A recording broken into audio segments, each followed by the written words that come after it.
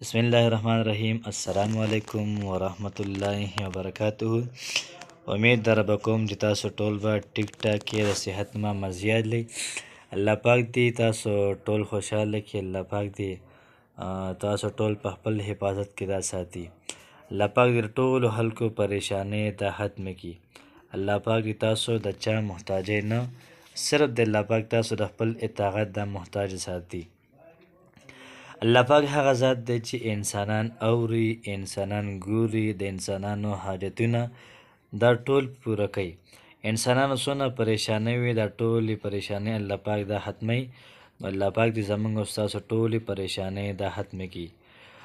کوم انسان چې دا غواړي چې په خپل زړه باندې لاس کیږدي او دا وظیفه 41 پیرې وکړي، د چا نوم په دې باندې واخلي، نو دا به د هغه انسان په زړه باندې اثر کوي.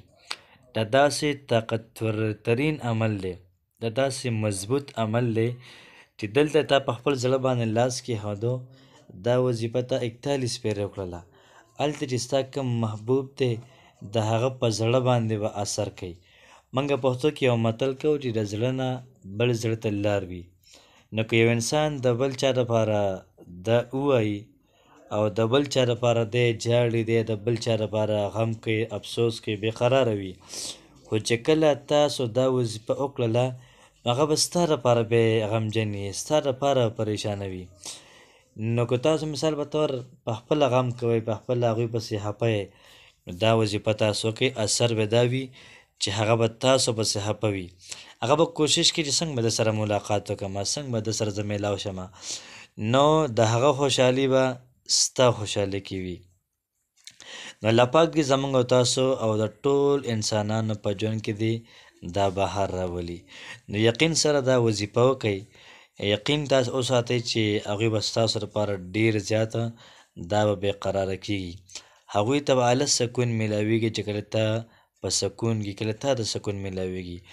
که چېرته څوک دا وظیفه وکړي او دا سړی شادي شده وي، نو چې کومه خپله زندګي ده شادي شده والا، نو په دې کې به الله پاک ډېر زیات محبت واچوي.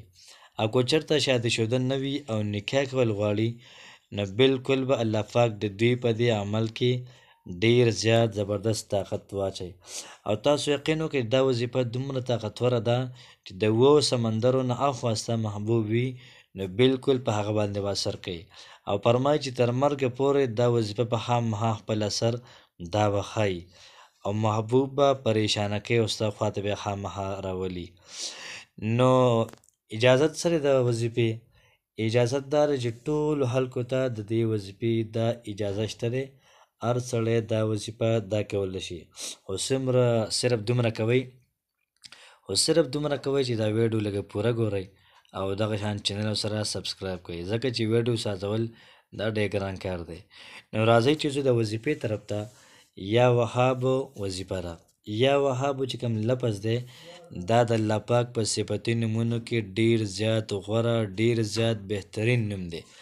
نو چې کله ما ته دا وظیفه کوو، نو کوشش دا کوو چې د مازدیګر د لمانځه نه پسه یا د ماسپښین د لمانځه نه پسه یا د ماسخوتن د لمانځه نه پس ځان له چېرته کښېنو تنهایۍ کې او دا موږ 41 پیرې نن وایو.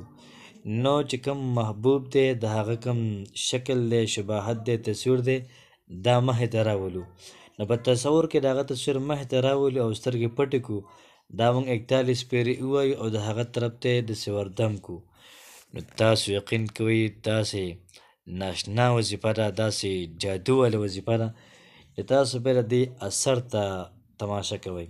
که چېرته د محبوب د 7 سمندرونو عفوه وي، 7 سمندر فار عفوه وي، بیا به هم دا وظیفه خپل اثر ښایي. او بله څه خاصه پکې ډیمانډ نشته دی، خو یو پکې دا دی چې کله تاسو وظیفه وکړله، نو په دغه ورځ باندې څه خواږه دا پاخه کوئ، یا مثال څه خواږه واله او پاچا باندې وخوره. نو که مثال د ویډیو متعلقه څه خبره وي، نو کمنټس کې بالکل تپوس کولی شي. الله پاک دې زموږ او ستاسو ټولو پریشانۍ حل کړي. السلام علیکم ورحمت الله وبرکاتہ.